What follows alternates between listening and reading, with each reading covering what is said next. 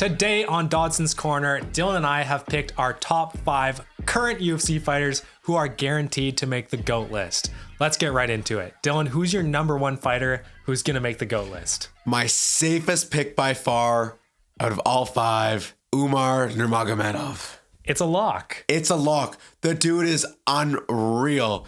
He's Islam 2.0. And in a bantamweight division where you have some favorable matchups for him, you had Corey Sandhagen, which looking back was a good matchup for him. Merab, you have better striking than Merab, and I think he could match him in the ground.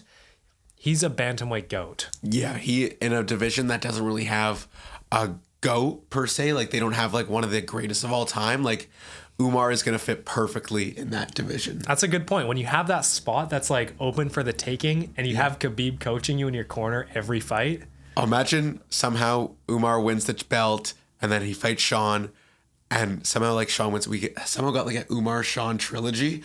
Feed generations. We could have that maybe. Yeah. The thing with Sean is that his striking is so unique that anything can happen. Just clip him one time. Exactly. Okay, my first pick for GOATs in the making. I'm going to start off with a little bit of a wild prediction. Okay, are you ready? Okay. Merab. Fuck. I think he actually has the best resume in bantamweight currently. Let me read off his wins. He beat Aldo, he beat Yan, he beat O'Malley, Cejudo, and Marias. I don't care. All dominantly. How is he going to be your GOAT when he's going to get ragdolled by Umar? You don't. Okay, here's the thing. Umar wins. Sure, Umar can be the bantamweight GOAT in the future. But Merab wins. Bro is locked in for the bantamweight GOAT. I'd quit this channel. I'd be like, I can't watch UFC anymore. Should we start a football channel if Merab wins? Who knows? Like maybe I'll start watching F1. No, I genuinely think that he does have the potential. He's dominant. He's just really good at wrestling, and that gas tank is kind of an unfair advantage. His work rate is unbelievable. So if he gets that win over Umar, I'm calling it right now. He could be cemented as the bantamweight GOAT. All right. My next pick, another safe one. I know we wanted some wild cards, but there's just some ones that are so obvious. It's Tom Aspinall. I have Tom Aspinall as well. He's an easy lock. He is levels above the competition in speed and skill. Mm-hmm. And you look at a division that has Stipe as the GOAT. Stipe is great, but he just doesn't have the personality that Tom Aspinall has. Like Tom Aspinall goes in there and the first round finishes, you know, what he does on the mic. He has all the right things to be a UFC GOAT. Yeah, he's a great role model, which is probably the coolest thing about him, honestly. Yeah. And then the fact that he first round KOs number 1 contenders. Even Stipe didn't do that in such a dominant fashion. It almost feels, I don't know, it doesn't feel real watching the heavyweight division because you think about Tom Aspinall going into the fight, you're almost guaranteed a first round KO. Yeah, and like making it to the second round is like whoop-dee. Only one person, Andrei Arlovsky, has made it to the second round with Tom Aspinall and then got submitted instantly. The fact that he has the IQ to change his game plan so seamlessly, just rugby tackle him, instantly get that rear naked choke, boom. Imagine Tom Aspinall submits John Jones. I would be so hard. Oh, this video is going on the Patreon. Okay, next up, Dylan, who do you have for your next future GOAT? My next future GOAT, one of my personal favorite fighters in the whole UFC, Shavkat Rakhmonov. Ooh, that's a ballsy pick. Because welterweight is so stacked, but I just love everything I see out of this guy. And I think he's one of those fighters that even if he does take a couple losses, it's so hard to go perfect in your MMA career. Like I do see him taking a couple losses to the next guy I'm going to mention. I think that they'll have a rivalry throughout their career that's going to like be awesome. I still do think that he's just so exciting. The fans love him. He's just like this like Kazakhstani assassin, basically. Like I don't know. I just really love Shavkat, and I think that similarly to like Tom Aspinall, people want to see these finishes. Like people who are very entertaining in the ring are always going to be pushed more by Dana White, and then they're also going to be loved more by fans. Yeah. Look, I have the anti-pick to Shavkat. I'm playing 4D chess because I knew you'd pick Shavkat. So I picked JDM. Guess what? I picked JDM too. I picked two guys from the same division. I think they're going to be DC and John Jones-esque. Oh. That hits. No, JDM, his boxing is by far the best in that division. He beat Gilbert Burns when Gilbert Burns looked really good. And he doesn't look good anymore, I'm going to be honest. Old. Yeah. Sean Brady loss is just brutal. But I think he has a higher ceiling in the welterweight division than Shavkat. I don't know. I just think that both of them are so good, and like they're so good on the feet that like they're gonna have wars. Okay. Like, it's gonna be Volk Holloway. Yeah. Okay. Here's like the run that I kind of made for him. So we could have him beat someone like Shavkat. That's a 50-50 fight in my opinion. Both could win 100%. And then he has the potential to beat Bilal because he's boxing heavy, and we could see him keep up with Gilbert Burns on the ground. Didn't get submitted. He could beat Leon pretty, not easily, but like I could see him winning 65%. Just hold your hands up here so we can't headshot dead you.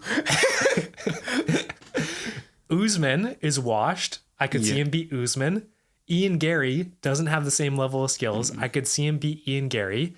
And then he already beat Burns. Yeah. Those 5 or 6 wins that I just mentioned, he's already the GOAT, man. Yeah. Other than GSP. I just think that JDM and Shavkat are like, I think in terms of like future talent, like up and comers, I think they're like the 2 top guys that have already kind of solidified themselves.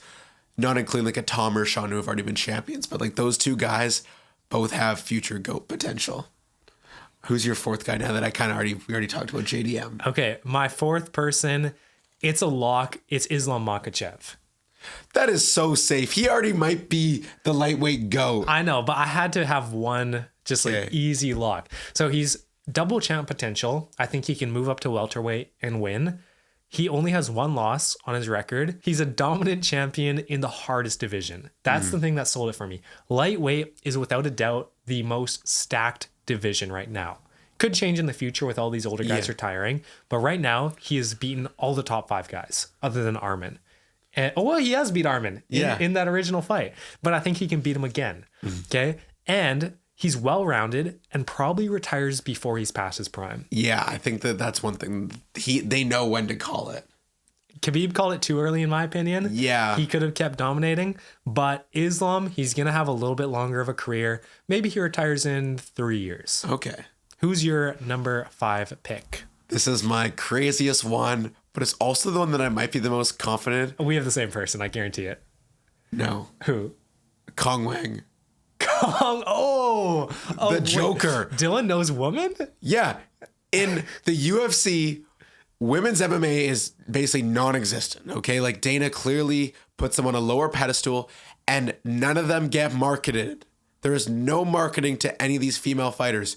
So when you have this female fighter who in her first fight has so much personality, she has all the intangibles to be the face of women's MMA.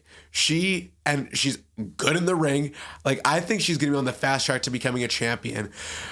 I don't know. I'm just like really passionate the fact that she has the personality to be actually make a name for herself, similar to how like Ronda Rousey had personality.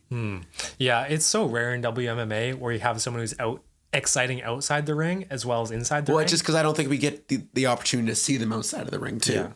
Yeah, those messages to the person who got her the UFC contract where it's like, I told you so. Like, I told you I'd do this. Yeah, she knows she's her. Crazy. I'm going to give an honorable mention. You have sparked my curiosity. I'm going to pick Kayla Harrison as my honorable mention because she's already been successful in other organizations. She comes in, wins her debut, and I think she can become champion. I like that pick. She is huge for 135. Oh, she is a big girl. She fought at 155 in her other organization.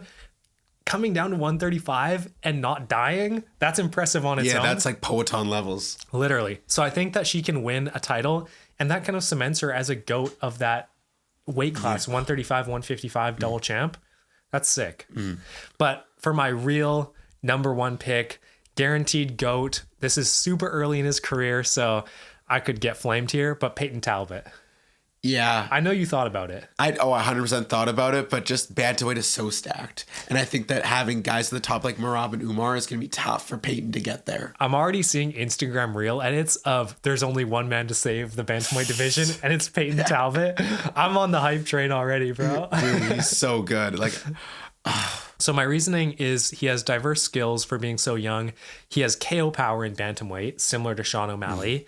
He's extremely composed for being 20. Well, how old is he? Like 21, something like that. Yeah. And he's fast tracked to be a star, just like Umar, right? So he's not going to have bad matchups, if you know what I mean. Yeah. He's going to have Dana White privilege. Yeah, he's going to somehow end up with like Ooh, good video idea.